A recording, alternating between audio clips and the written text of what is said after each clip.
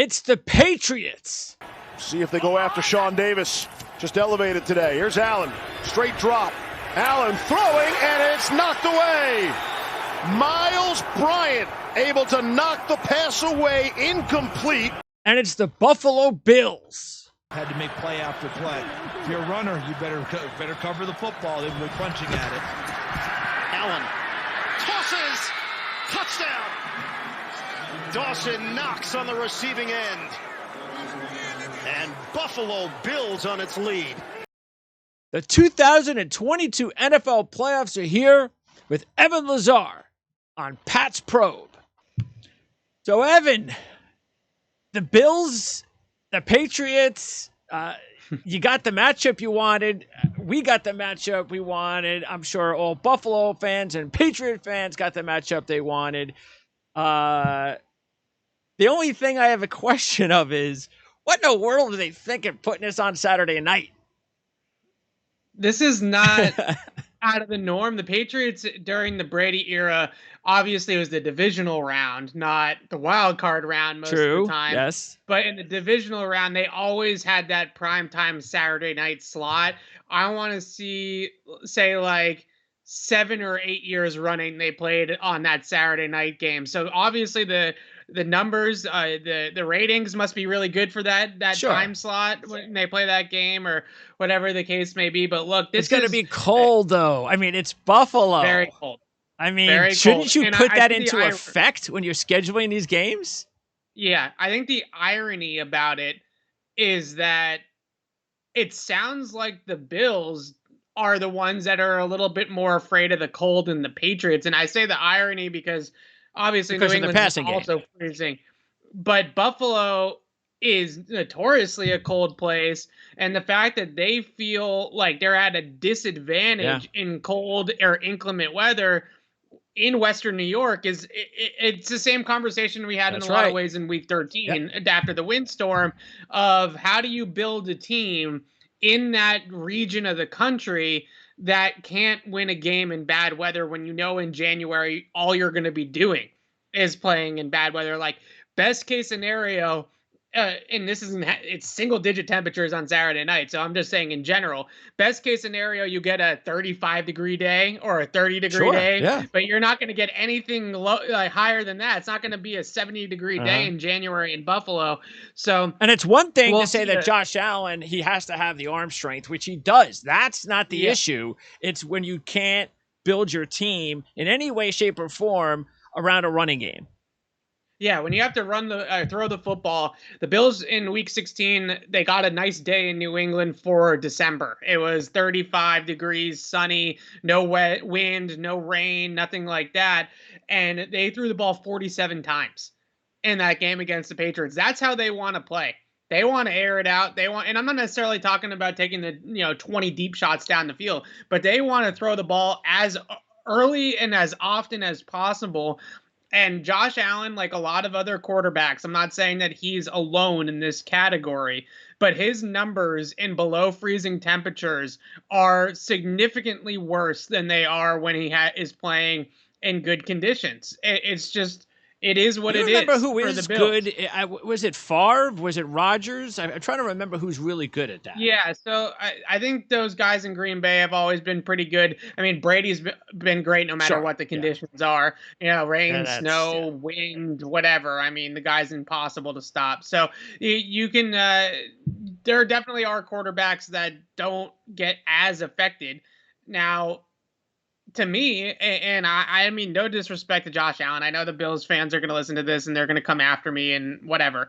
But this reminds me a lot of this offense of what the Patriots used to face when the Colts and Peyton Manning used to come to town in the playoffs, where the Colts were a dome team that played a lot of 11 personnel, 3 wide receiver. They wanted to spread the field. Yeah, they had Edgerrin James, but it was really more about Peyton in the passing game, and the Patriots were content letting Edgerrin James run the ball as much as he wanted to run it against them.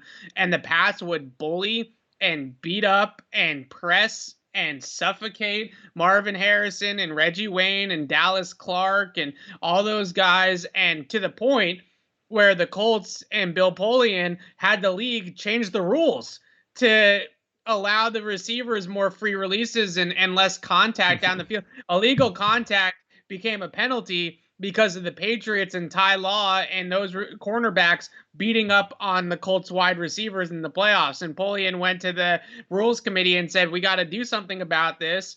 And they changed the rules. Now, obviously a different day and age in the NFL now because those rules do exist and the flags will come out if the Patriots are mugging the receivers up and down the field.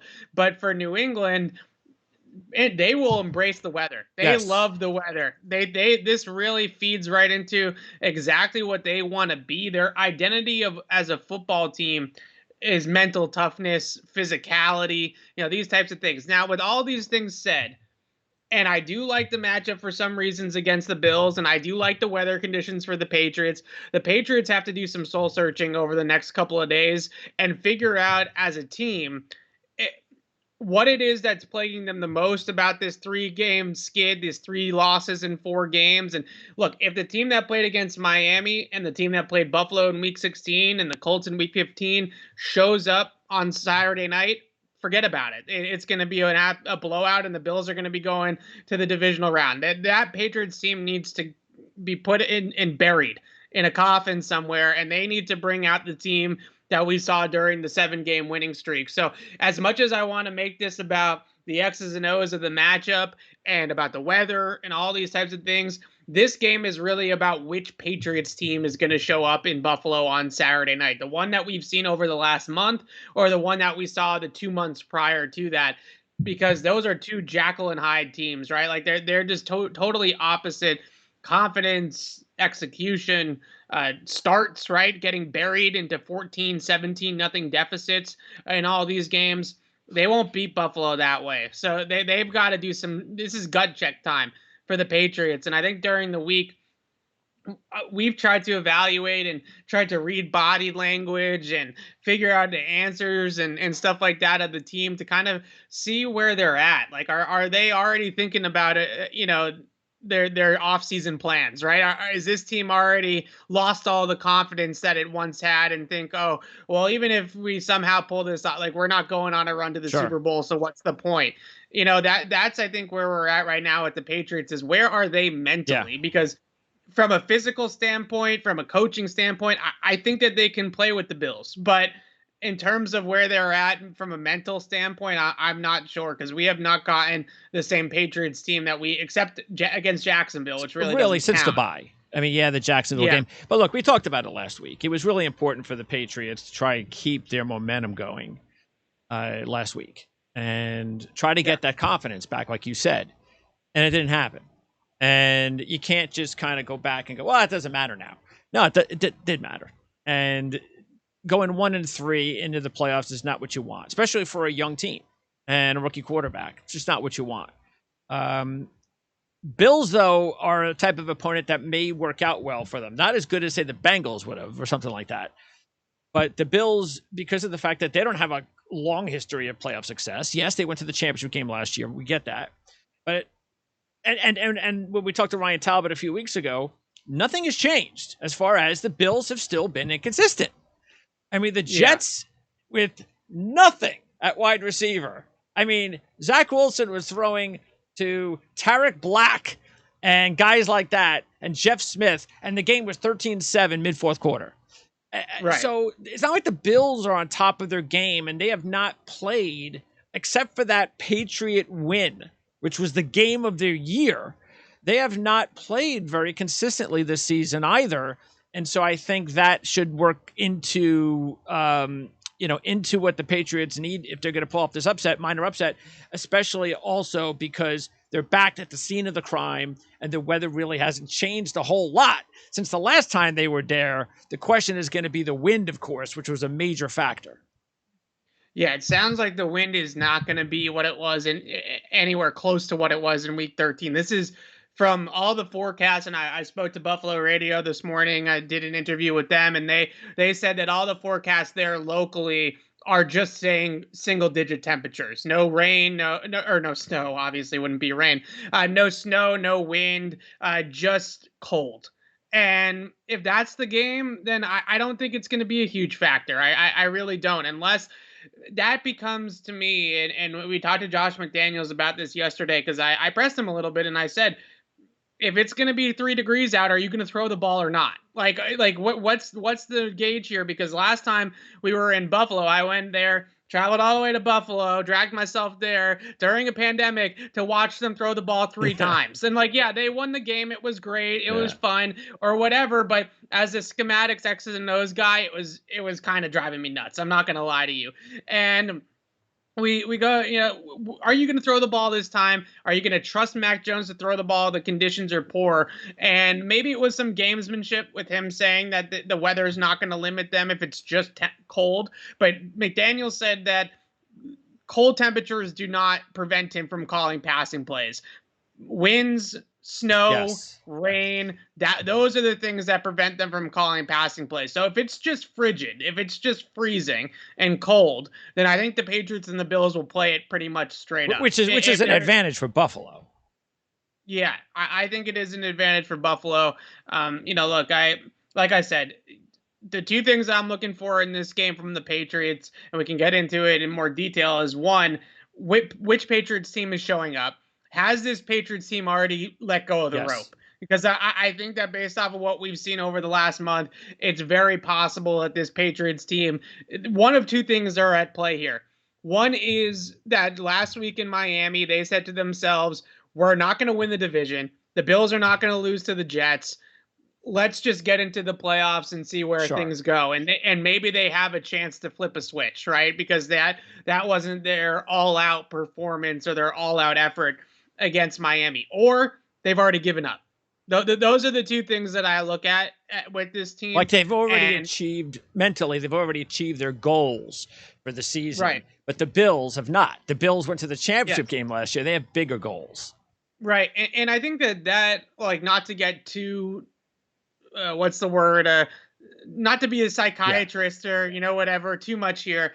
But maybe that does help the Patriots a little bit early in this game. The Patriots have gotten out to really slow starts over the last month since the bye week. They were down 21-0 to Indianapolis, I think it was, or 20-0 to the Colts. They were down 17-7 at halftime to Buffalo. Then I think it was 23-7 after the third quarter, midway through the third quarter. And then they got down 17-0 to Miami. So they're burying themselves in these early leads. They've been outscored in the first quarter 38-7 in their last 4 games. And that includes the Jacksonville game where they got some of those points back. Why do you think that is? Well, I think the 2 biggest things are, number one, they've been really outscripted. Frank Reich and Sean McDermott, Leslie Frazier, Brian Dable, and then last week with Flores and their RPO scheme, whatever it is they're running in Miami. It's an RPO offense. I mean, it's all they run. They ran 25 of them in the game against the Patriots. It was insane. And they have come into these games. Their defense has looked utterly unprepared for what the offense is throwing at them, the opponent. And offensively, a lot of these teams are coming out and they're breaking tendencies, right? Like Buffalo in week 16, they come out and they're a zone coverage team. You ask Josh McDaniels, you ask Bill Belichick, he'll say that Sean McDermott's a zone coverage coach. Well, Buffalo came out in week 16 and they play man. And then last week in week 18 against Miami, Brian Flores is notoriously a man coverage guy, right? Cover 0 a lot of the time. That's the big thing with Flores. He comes out and he plays zone, right? Very first pass play of the game, 3rd down, they play cover 2. Mac Jones throws a pick 6 into cover 2, thinking that it's probably man coverage or maybe cover 3 post safety, whatever. So they have a couple of these teams recently have outcoached them point blank in the first quarter of these games. And I think you're also dealing with Flores and McDermott, 2 of the better defensive minds in the game against a rookie quarterback. And Eberflus is exactly 3 of the best. Yes. Yeah, and Reich is obviously a great offensive mind, as is Dable. Now, I think the biggest thing that you look at with these teams and what they're doing is that, all right, like in the past with Tom Brady, if you get down 7-0, if you get down 14-0, you just say whatever. Like water finds its level. We'll get the defense figured out with adjustments on the sideline, and then Brady's going to rattle off 4 straight possessions of touchdowns, and we'll be right back in the game. It's no problem. But when you have a rookie quarterback and you have an offense that is good, not great, and still has some holes and still has some areas where they need to improve, it's more problematic. And against Indianapolis, they give up a touchdown on the opening drive to the Colts. The Colts march right down the field, 7-zip. Then they get a punt blocked, 14-zip. And then all of a sudden, you're down 2 touchdowns. Against Miami, right down the field on the opening possession, touchdown, 7-0, pick 6, 14-0. And now we're in this giant hole. So I think that's when you look at the Patriots, maybe, if to play armchair psychologist here for a second, the pressure on Buffalo to perform in this postseason and get to a Super Bowl or get to a title game again against Kansas City, hopefully they are a little bit nervous or tight in the beginning of this game. But you got to get off to a good start in order for that to take place. Yes. Yeah. But I just think that when I look at this Patriots team, I'm really not 100% sure, Greg, if they are still going, if they're still confident in themselves that they can win this game and that they could make it. It's not even so much about beating Buffalo. I think it's more so about making a run. Like, okay, so we beat Buffalo. That's all well and good. We can throw a parade for winning the wild card game. But then what happens when we have to go to Tennessee? I guess it depends how they would beat Buffalo. Right. But I see what you're saying. Yes. Yeah. So we'll see. We'll see if this Patriots team's let go of the rope. But yeah, getting off to better starts, coaching better in the first quarter. Like I said, in the past, and look, the Patriots are always a great first quarter team under Brady. The stats back that up. They've always been a great team in all 4 quarters when they had Brady, obviously. But in the past, when they got down to those deficits early and water finds its level defensively, they figure it out with adjustments, and the coaching staff says, we're going to do this, this, and this, and that's going to fix what was going on defensively. And then eventually, I can't tell you how many games for the Patriots was, close at halftime. They go into the locker room. Bill Belichick puts 3 things up on the board for the defense and says, we're going to do this, this, and this to fix what they're doing and where they're exposing us. And it's 21-0 in the second half, right? Like there's so many games that followed that script. This Patriots team has not been able to make those in-game adjustments fast enough, and sometimes they don't make them at all. But they don't have those types of impact players on offense to do that. Right. Yeah. And I think that Josh McDaniels has actually been a little bit quicker to the punch to adjust in some ways. Like this past game against Flores, Flo is coming out playing zone coverage. He's got like 5 guys underneath, 2 or 3 guys deep. They're playing these zone structures, and they're taking away the short and the intermediate routes. And they're telling the Patriots, all right, you guys got to beat us deep. So McDaniels says, okay, like if you're going to take away the underneath stuff, that's fine. We're going to start pushing the ball down the field. And Mac Jones actually completed 5 passes of over 20 yards in this game, and they were able to vertically stretch the field and push the ball down the field. So eventually they did figure out ways to move the football, and they get the game to 27-14 or 27-24 late in the fourth quarter. The problem is, in all of these games, Colts, Bills, and Miami, they get it to within 1 score late, and the defense can't stop them. Yeah. And that's been really frustrating, I think, for a lot of Patriots fans to watch, because they just can't get that play by the defense to get them over the hump, to get the ball back into Mac Jones's hands. And everybody says, oh, well, Mac Jones hasn't completed the comeback. Mac Jones doesn't have that signature drive yet late in the game. He also really hasn't had a chance, because every single time he brings the team back, they never get the ball back. Yeah, right. So, like, I don't know. That it's both edges of it's the first and the fourth quarters have both been the Patriots are a great second and third quarter team. That's just like the season. Yeah. Get off to a slow start, fall down the stretch, really good middle.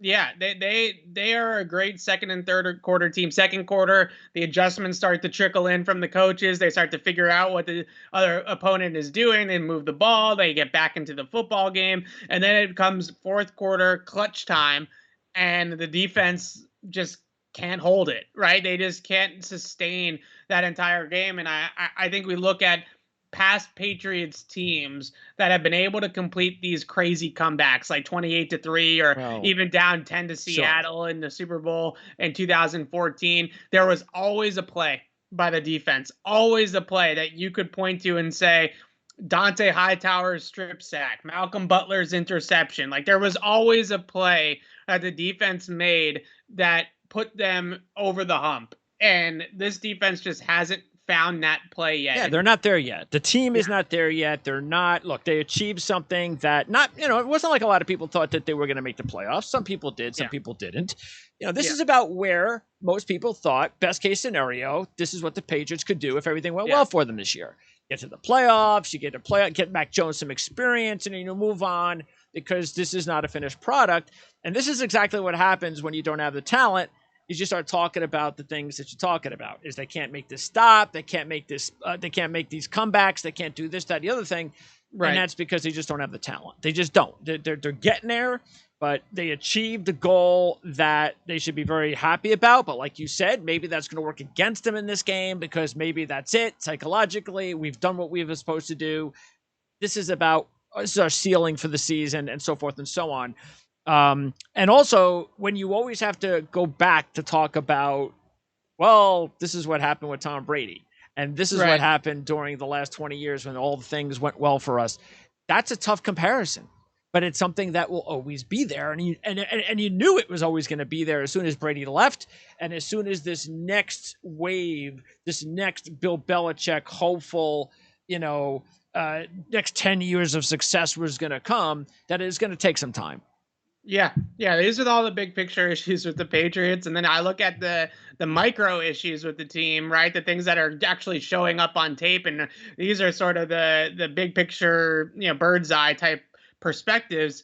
And then we get into the micro issues, and we're talking about poor ball security on offense, bad penalties at inopportune times, special teams being an absolute abject disaster for pretty much the entire year, blocked punts, penalties. Like Lawrence Guy, who's been in the league for 11 years, lines up over the long snapper and gets an illegal formation penalty and a new set of downs for Miami. Like, what are we doing on special teams? Then you look at the defensive issues, and it just looks like sometimes they're overwhelmed by scheme by the opponents, or unprepared for what they're getting thrown at them, and all these types of things. And then I look at the injuries too that this team currently has.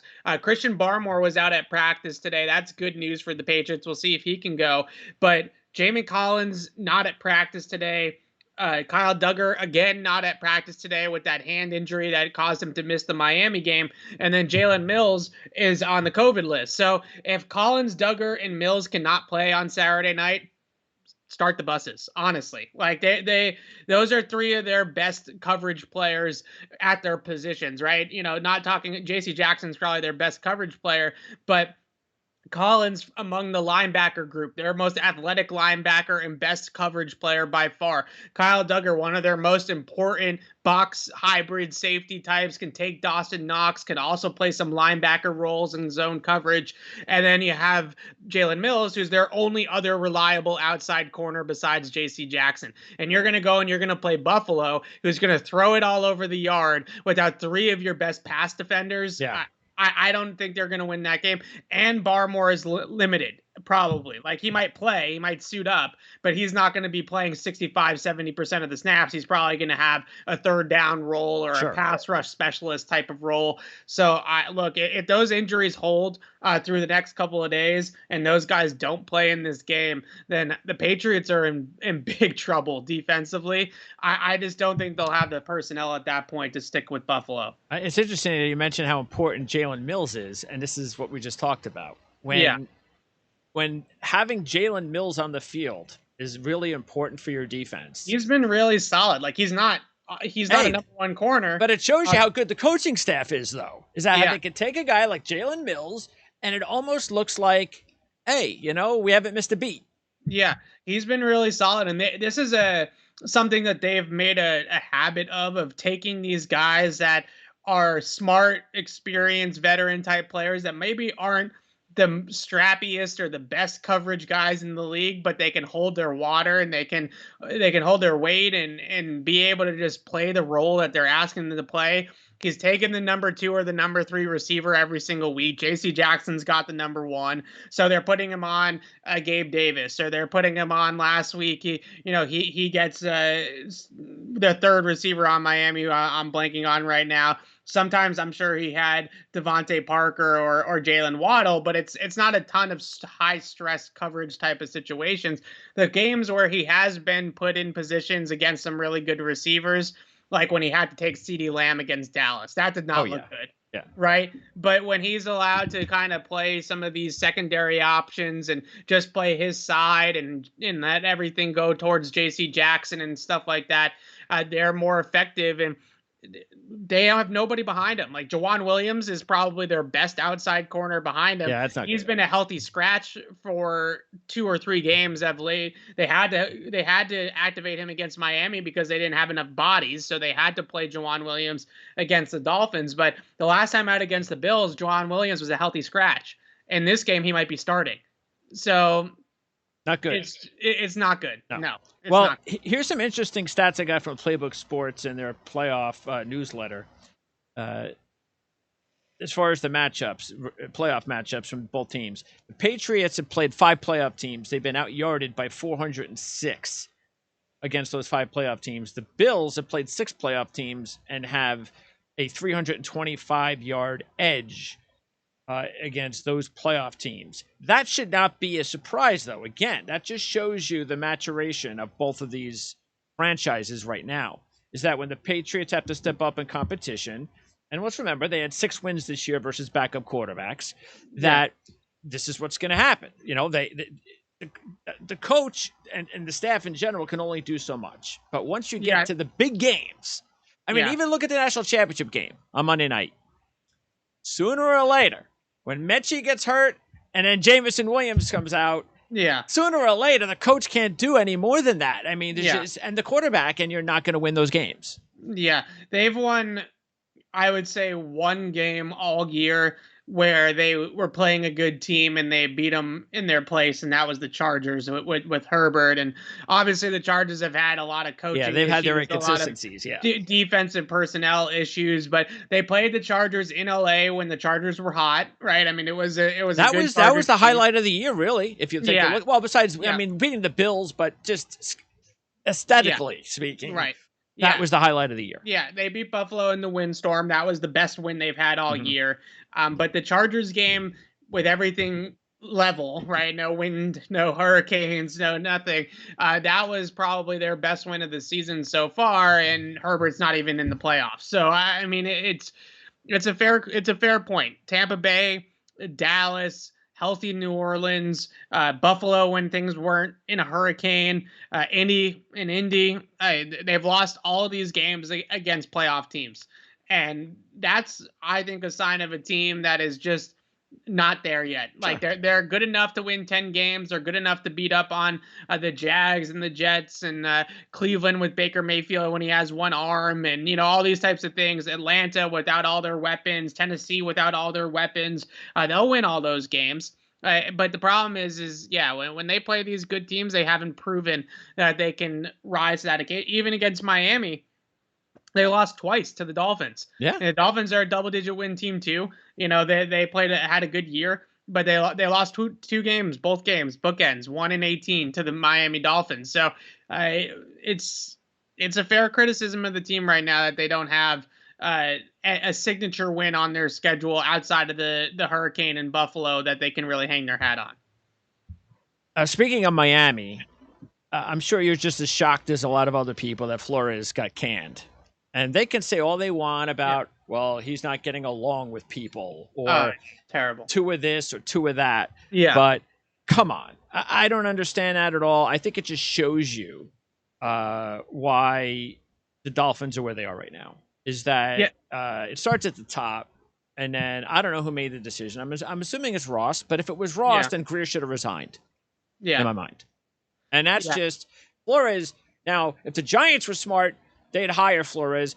I don't know if they will, though, because they just hired Judge, and it didn't work out. But they shouldn't worry about that. Flores is a completely different coach, and they shouldn't worry about the Belichick comparisons. But I would be surprised if Flores wasn't a head coach again in 2022.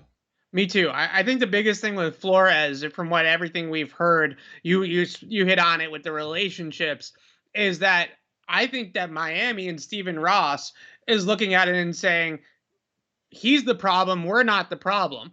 But in reality, it's the reverse. Yes. Flores is the one that's right, and Miami is the one that's wrong about how they should be running their organization. And I guarantee you, and the reports trickled out before he was even fired, that Flores preferred Justin Herbert over Tua in the draft a couple of years ago. And I guarantee you that Flores looked at it and he said, I do not want to draft a quarterback in the top 10 that is damaged goods. I don't want a quarterback with a broken hip as my top 10 pick. But unfortunately, Greer loved Tua from the time that he won that national championship game in overtime in the second half with Alabama way back when. And that they were dead set on Tua being the guy for a year and a half before they even made the draft pick. Yeah. So I think that they were so dug in on Tua being the pick that they wouldn't even listen to Flores argue that they should have picked somebody else. And then the other thing that I look at, Stephen Ross releases a statement where he says that he thinks he has a good roster. And he thinks that Flores didn't accomplish enough with the team that he has. Come on. And I'm just...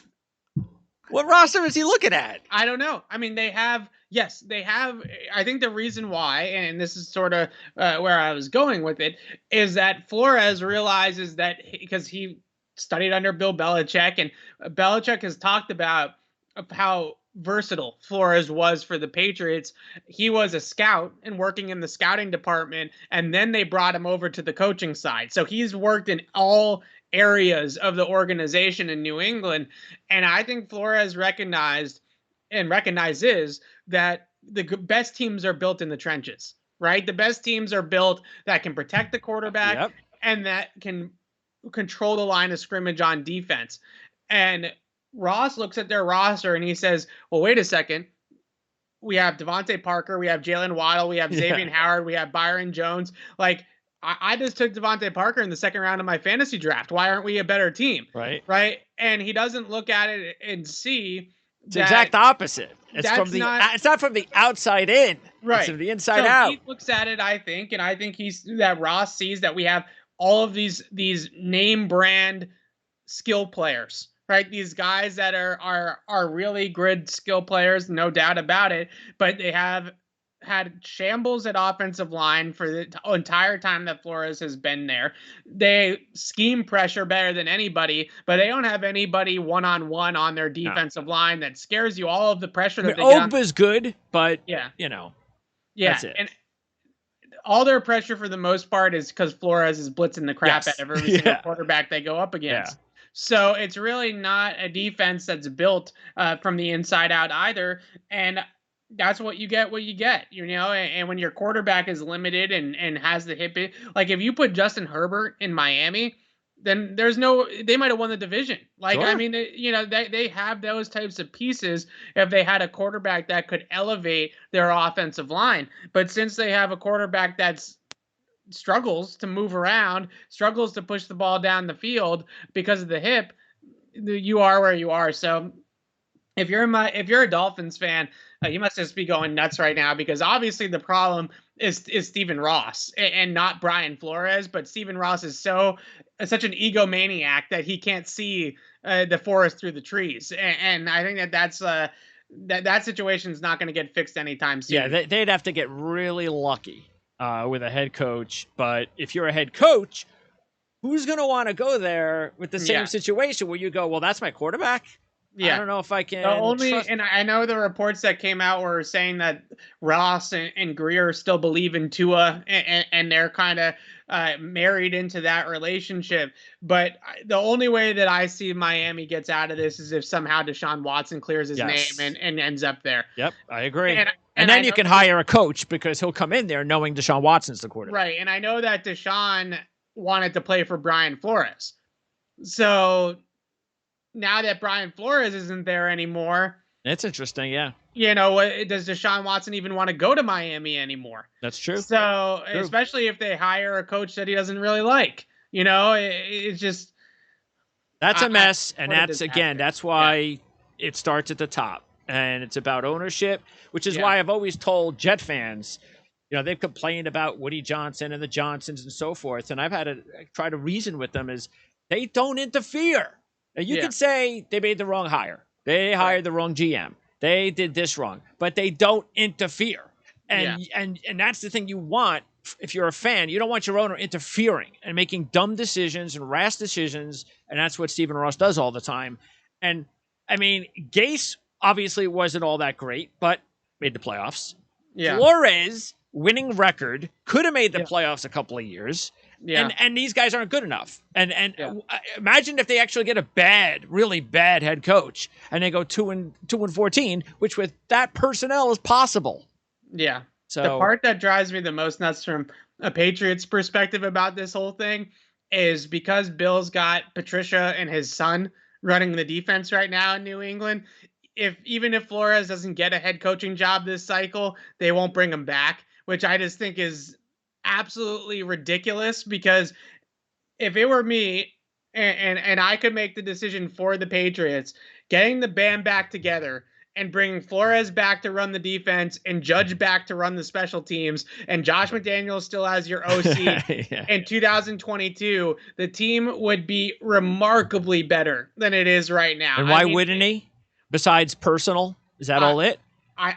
I could see them bringing back Judge. I think that if Judge wants to come back and be special teams coordinator, there were a lot of rumors. I know Seth Wickersham put in his book that if Josh McDaniels were to have taken a head coaching job, that Joe Judge was going to be the offensive coordinator in waiting for the Patriots. So there's a chance that they might bring Judge back, have him run special teams for a year or two. Once McDaniels does get that head coaching job, now Judge gets elevated. I don't think Joe Judge is touching a head coaching job ever again. No. Like I think that hire was perplexing to a lot of people to begin with, and I don't think that it worked out. And now I don't think that he's ever going to get another job. So he could be a coordinator for the Patriots for just like McDaniels, be stuck in that position for another 10 years. So I look at Judge and I say that that's a guy that they probably will have conversations with about coming back and helping out on special teams. That makes sense. But in terms of Flores, like I said, Steve Belichick,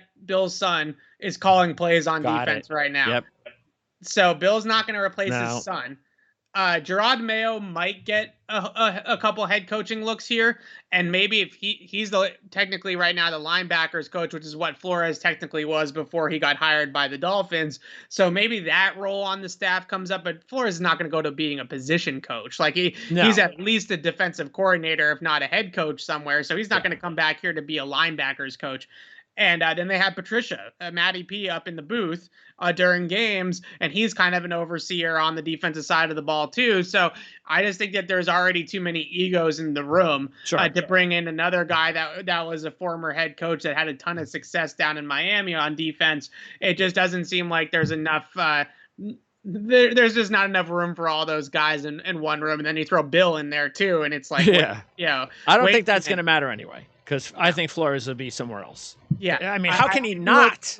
I do hope they bring back Judge. I think that would be from that makes sense. Perspectives, great special teams guy. He was the wide receivers coach as well for the Patriots for a while, which is where the OC stuff comes from. So maybe he can help out with some quality control on the offensive side of the ball too, or work with receivers and pass catchers while McDaniels is working with Mac or whatever the case may be. I think that would really help out to have another experienced voice in the room in those two phases of the game as well. So I wouldn't be surprised if Judge is like already back in the building with the Patriots. Matty P was back with the Patriots very quickly after he got fired by the Lions. So I wouldn't be shocked if we see a similar thing with Judge. Didn't we talk when we were going over Josh McDaniels 6-8 weeks ago? Yeah. What was it about the Giants that we talked about? There's been some connections there. Obviously the Giants and the Maras, they have a connection with Bill, right? So they trust his word. They trust his opinion on these things. He recommended Joe Judge to them. So I don't know if which is why we just talked about. That's why the Flores thing may not work. They're going to fall for that again. Yeah. Look, I think the thing with McDaniels is he's a really good offensive coordinator. And I know people around here, they nitpick the play calling. They get all they get in a bind about, why did he call this play there and that play there? What's going on here? But when you look at it from a conceptual standpoint, when you look at what he's done with Mac Jones, yes, he has been a really good offensive coordinator for a long time, and no question. People in the game really respect how good of a coordinator and a play caller Josh McDaniels is, even if the fans don't see it, because we always operate in hindsight, right? So if he calls a 3rd and 1 run and it gets stuffed at the line of scrimmage and they end up punting, then everybody's on him, right? Like, why did you call that play? It's typical. They called it. It's funny because they called on Sunday.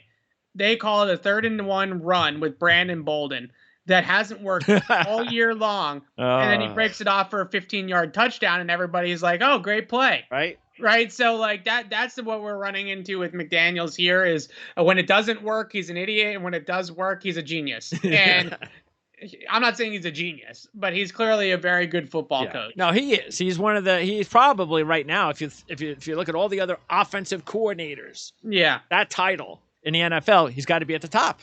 Yeah, I mean, like there's some head coaches obviously that run their offenses that like McVay, Shanahan, Reed, Peyton. Those guys are obviously really, really good. But if you want to start to look across the league and stack together offensive play callers and who are the best play callers on that side of the ball, you don't rattle off too many names before you get to Josh McDaniels. So he's a really good coach, and the Patriots are lucky to have him because at this point, Bill can basically say, I got the defense, you got the offense. That's how much trust he has in McDaniels. Well, so you don't think then that the Giants, like just from, let's say, Josh McDaniels' point of view, if he had the say in it, the Giants, wouldn't that be one of the organizations that he would like to be a head coach at? I think organizationally, yes, because they have been a pretty stably run team for a while. It's, the Maras, they've been around the block a million times in the NFL. And I do think in that respect that he would like it. But when I look at the next opportunity for Josh McDaniels, I look at the quarterback position and I say that's got to be either A, figured out, or B, there has to be an obvious answer for him to get a quarterback. And I don't see it. So unless he felt that there was a quarterback in this class that he was And this is, at least from the media perspective and from a lot of people that you talk to in college football, not a great quarterback class this year. Well, again, you could, I think Pickett and Howell have the ability to be top quarterbacks, but obviously when you compare it to last year's gold rush, it's very difficult to do. I get that. Yeah. But those are competent quarterbacks that I think a guy like Josh McDaniels would feel like, hey, I could work with these guys. Yeah, I think he could. I think he would like Pickett. Pickett's got a little bit of Mac Jones in him, where it's more about timing, rhythm, accuracy than it is about arm strength and Sam Howell's almost got like a little bit more Baker Mayfield in him. Yeah, I don't think that he did like Baker. The Patriots were fans of Baker back in that draft. If Baker hadn't gone number 1 overall, then maybe things would have gotten a little bit interesting with them trying to chase Baker. But I don't think that I don't look at this quarterback class and say that McDaniels is going to, hitch his wagon to any of these college quarterbacks right now. The one opening that I continue to look at for McDaniels is Houston. Like, at some point, that whole thing is still almost seems too good.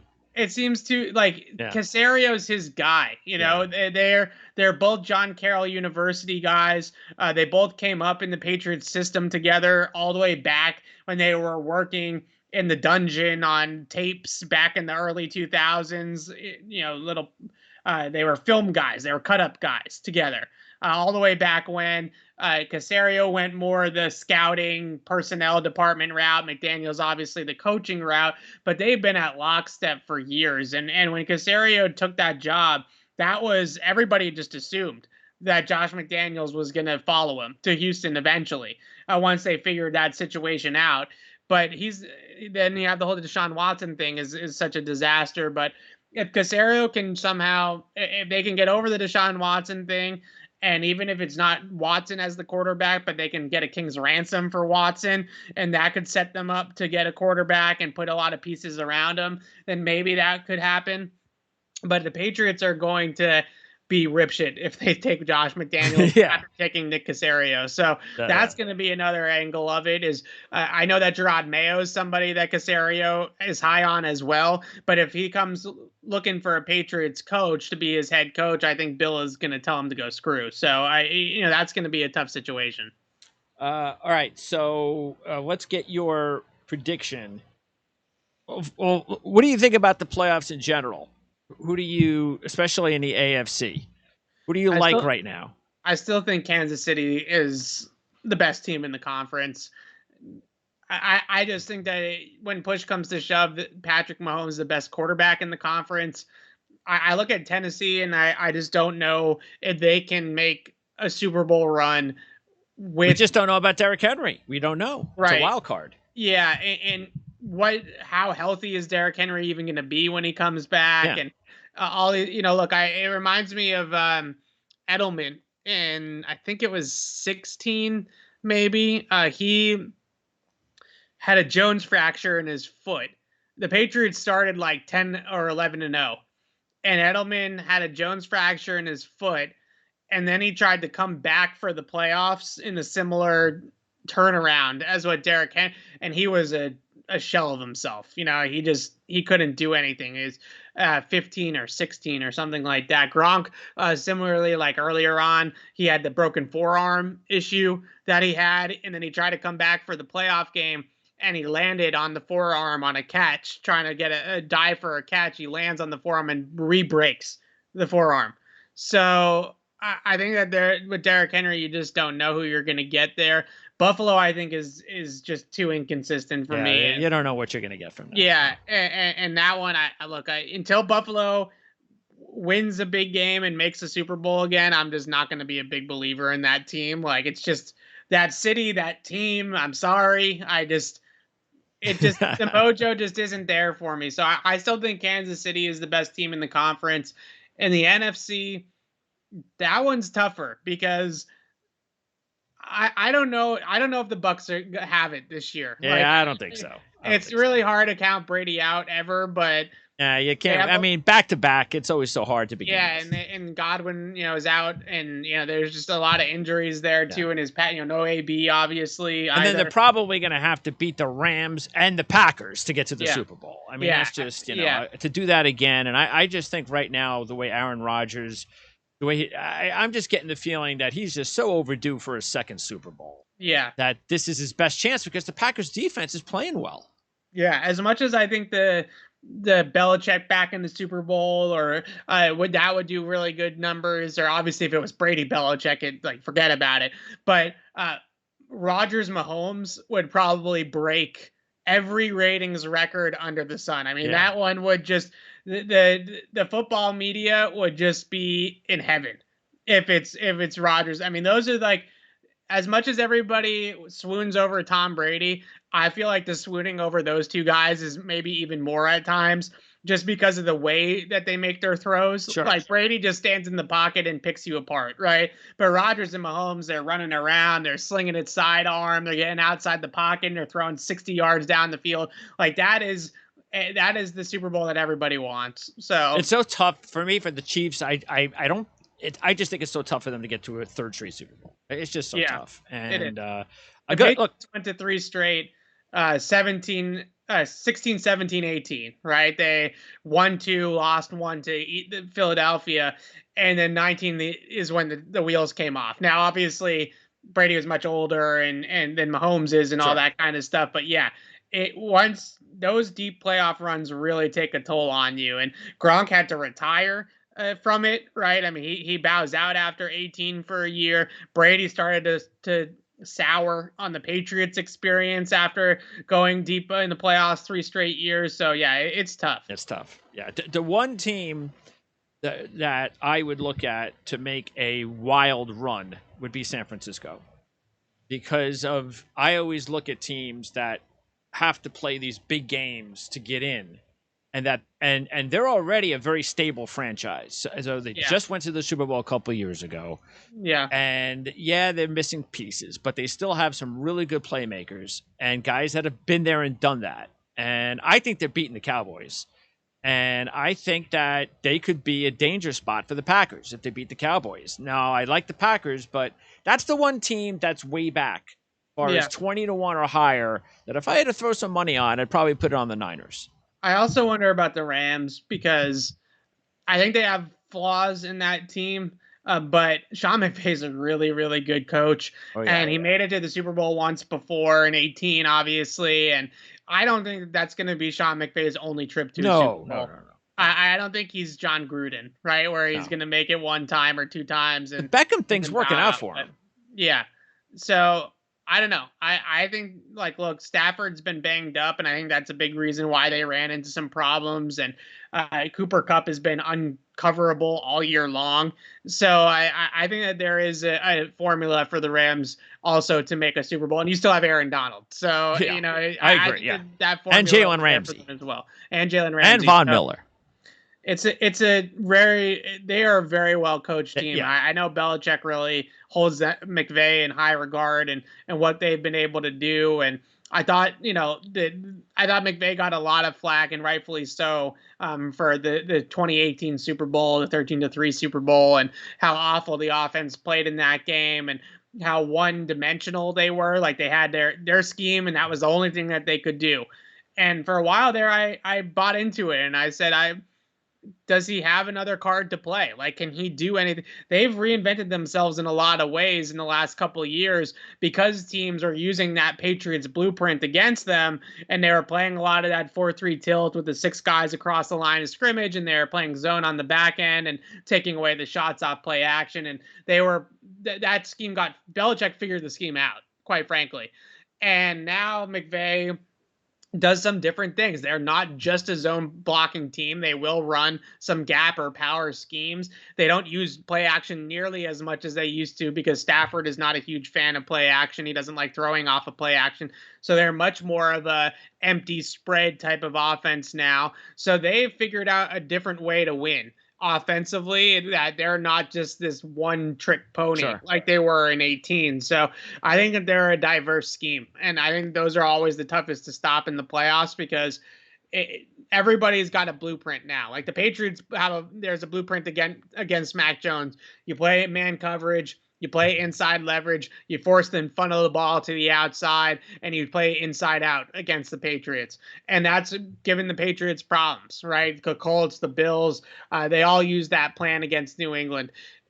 Every team has a blueprint, and some teams have the ability to do something else against that blueprint and play left-handed and still win playing left-handed. I think the Rams might be one of those teams. The Packers, like they kind of strike me as a front-running team a little bit. Like I think they're one of those teams that if you can figure out a way, and it's much easier said than done, but if you can figure out a way to get at Devontae Adams, out of the game, and you force him to beat you throwing to all the other guys, I think that you can play a game against the Packers. Like, I don't think that they're going to blow your doors off.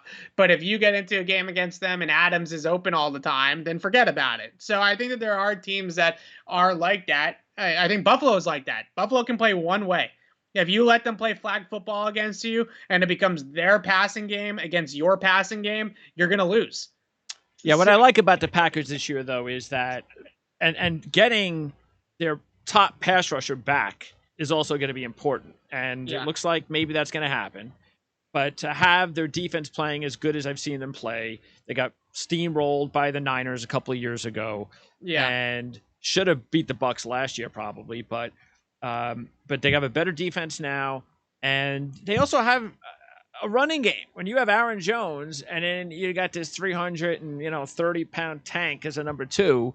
230-pound tank as your number 2. Yeah. You have a little bit more in your offense than just Aaron Rodgers if you need it. So I think they're a complete team. I think if they don't look, I like the Rams and the Packers in the championship game, but I think if the game's in Green Bay, which it would be, the weather conditions are a lot favorable for Rams having to go there. But I just think if the Packers are in that championship game again and they don't get to the Super Bowl, I don't know. Well, that will be the end of Aaron Rodgers in Green Bay. I can tell you that. If he wins a Super Bowl, do you think he'd come back? Yeah, I do. I think winning a Super Bowl fixes a lot of things. Cures everything for everybody. In 2017, the Patriots lose to the Eagles in the Super Bowl. Bill Belichick benches Malcolm Butler for no good reason that nobody's figured out even to this day. And Brady was ready to walk in the 18 offseason. He was halfway out the door. They won a Super Bowl in 18. And he said, all right, fine. Like, we'll run it back in 19. Like, we just won the Super Bowl in 18. We'll run it back. Then 19 goes the way that it goes, and he's gone. So trust me when I tell you that winning will buy them time. Yeah. If they win a Super Bowl, it will buy them time with Aaron Rodgers. But once those problems come back up, like in 19, Brady in 18 was already feeling like he had no weapons around him, right? Like Gronk was a shell of himself. Julian Edelman was really the only guy that he could go to with the football. And he's looking around at all these other quarterbacks and saying, all these guys got 3-4 wide receivers that they can throw the ball to. Yep. I got nobody. I got, hobbled Gronk, Edelman, Chris Hogan. Like that's my core right now. What are we doing? 19, it's even worse, right? Because Gronk retires. They got nothing at tight end whatsoever. Edelman is the only guy that he has in the entire offense, and James White. So teams are just bracketing, doubling those two guys out of the game, and he's throwing the ball to Philip Dorsett or whatever. and that was the end, right? That was at the point there where he was like. And then he goes to Tampa Bay, and he's got Evans and Godwin. Oh yeah, and brings Antonio Brown. It's just incredible. And Gronk comes back out of retirement. Yeah, it's embarrassment of riches. And I think that, like one of the biggest misconceptions I do think about Brady's time in New England is that he was never supported by great skill talent. True. Which I think is factually incorrect. Like, well, I mean, if you don't have the Randy Moss type of talent, and that's it's rare. He had from 2007 to 2010, he had Moss and Welker, right? Which were two of the best receivers in football. Inside and out. Perfect dynamic. Yeah. Yep. Yeah. And then in 10, with they Gronk. draft Gronk and Aaron Hernandez, and they start to bring along Julian Edelman. Then from 2010 to 2012, he's got Welker, Gronk, Hernandez, and Edelman. And then they has Gronk and Edelman from 2013 to 2017 or whatever it was. Then they go out and they trade for Brandon Cooks for a year. Like they had some talented receivers with Brady, but yeah, once it got to the end, it got ugly. And people fixate too much on especially because the guys that have been so successful for the Patriots have been the Edelmans and the Welkers and the Gronks. And they think of that, and they don't think, and they believe that it has to be Randy Moss, Devontae Adams. It's got to be the superstar type of number one, top 5 receivers, which not every team has the luxury of. And by the way, a lot of teams win Super Bowls without those guys. Yeah. So you don't really need Gronk to have. was as good as a prime Gronk, and it was Randy Moss. He was Devontae Adams. He was all those guys, right? I mean, 2011, he put up the best tight end season ever. Probably. And so he was all those guys in droves, right? Like, I don't know. It's a tough situation in Green Bay because what it comes down to after all those years is the same thing it came down to here in New England with Brady. As much as we can sit here and talk about he had nobody to throw to and he went to an embarrassment, it's relationships. It's vibes. It's the relationship between ownership and the GM and the coach, which in New England happens to be the same guy. But regardless, the reason why Brady ultimately left was because his relationship with Bill Belichick deteriorated. Point blank. He wanted the relationship to evolve. He wanted to have it be more of a partnership than a coach-player relationship because he felt like he had earned that. The opportunity to say, hey, I want to make some decisions here. Right. Like, I want AB. I want this guy. I want that guy. And go out and do it. And Belichick gave him some lead. Like, they did sign Antonio Brown. It was an absolute abject disaster, but they did bring in Antonio Brown for the worst 8 days of my professional career on TV. But they did do it. And, I think that that's ultimately what it comes down to. So, like I said, if they win the Super Bowl in Green Bay, he'll be back next year. I guarantee it. He'll be back. I got to believe that too. If he doesn't, then you've got your excuse. And I could even imagine Aaron Rodgers, if they lose, he's going to, I'm sure it's not going to be because of him. No. And I'm sure he's going to be, all right, enough of this. So let me go somewhere, maybe Sean Payton, and maybe I can go there and win a Super Bowl next year with Sean Payton or something. Yeah. Yeah. But you could. So a lot of coaches that will people here in New England are already chattering about would you take a year or two of because Belichick and Rodgers do have a little bit of a mutual admiration thing going on. But yeah, there's a lot of coaches in the league. At this point in time, the way Brady is played, and unless Aaron said, you know what, look, I'm only doing this for 2 more years, 3 more years tops. That's it. I guarantee it, 100%. Bank it. Yeah. But you don't know nowadays. Right. Aaron Rodgers, if he goes somewhere, he could be there for 5 or 6 more years. Nobody knows. Yeah. It's not the old days. Yeah, it's a fun situation because I think what Brady has done in a lot of ways is he's trailblazed this new era for veteran quarterbacks, not only playing until he's 100, but also sitting there and saying, I can pick my spot. Right? Like I can go into free agency and I can see, oh, this team needs a quarterback, that team needs a quarterback, and look at, well, if I go to Tampa Bay, I got Mike Evans, I got Chris Godwin, I got Cam Braid, I can bring Gronk back, I got all these weapons. Or if it's Aaron Rodgers, Denver, for example, has been a team he's been. They got weapons, yeah. They got receivers, like and they got a running back, yeah. Jerry Jeudy, Tim Patrick, they got guys that can catch the football. So maybe he looks at that situation and says, this is great. And then maybe I take a little bit less. Davante Adams is a free agent and I can bring him with me wherever I go. Oh, Davante Adams is going to want to go wherever Aaron Rodgers goes. Right. So you mentioned New Orleans.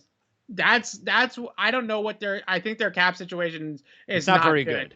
No. But maybe they don't have the cap space for it. But if there's a team out there that has the cap space to absorb Aaron Rodgers and Davante Adams and already has some young players that are good pass catchers that Rodgers might like, I don't know if Denver can pull it off. It might be too much money for Denver too, but they dumped Von Miller. They dumped some contracts recently to try to free up this space. That's I think this mercenary thing that Brady kind of started is gonna, I think it's gonna take over a lot more here, and quarterbacks especially have the power to kind of take back the power. The league in the NFL, it's not like these other leagues. Like it's so dominated by the owners and dominated by the teams, and it's all in their control except at one position. It feels like the quarterbacks can change that. I'll give you a team right now which would be perfect for Aaron Rodgers and Davante Adams. Oh boy! And they've got the cap space because they have a GM who is extremely smart at making sure he's got the cap space. Indianapolis. Yeah. Imagine you put Rodgers and Davante Adams. That would be very with bad. Taylor and Pittman with that defense. It's not a terrible idea. No. That's the thing. If you can get those two as a package deal, you're in the Super Bowl automatically. Yeah. I mean, they're that good. So it all depends. And because that's the other thing too is that even if they win the Super Bowl, would the Packers be able to bring Adams back?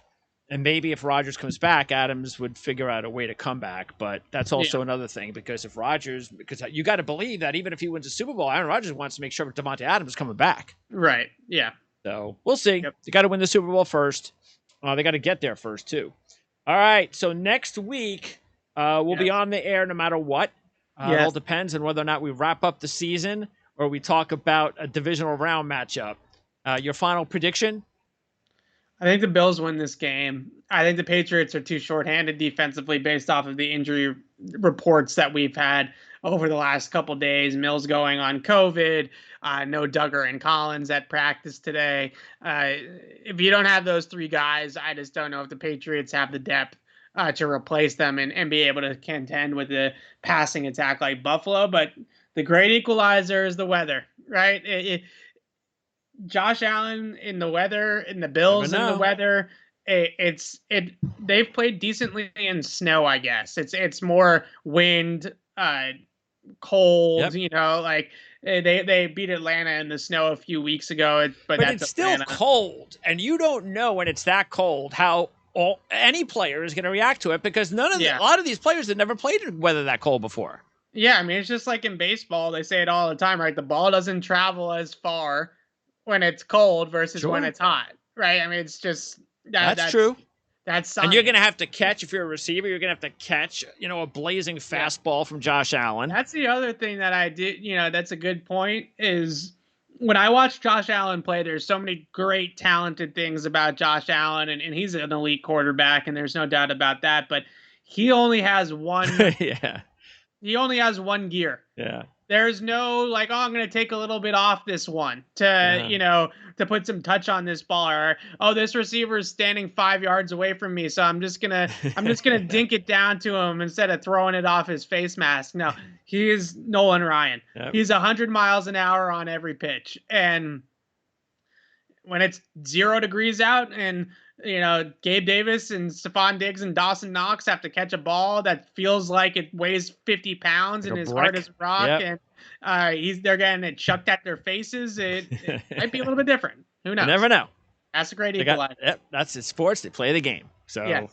And there's a lot of guys out there. So it's not like a baseball game where a pitcher can dominate the game, or a hockey even, if a goalie can dominate the game.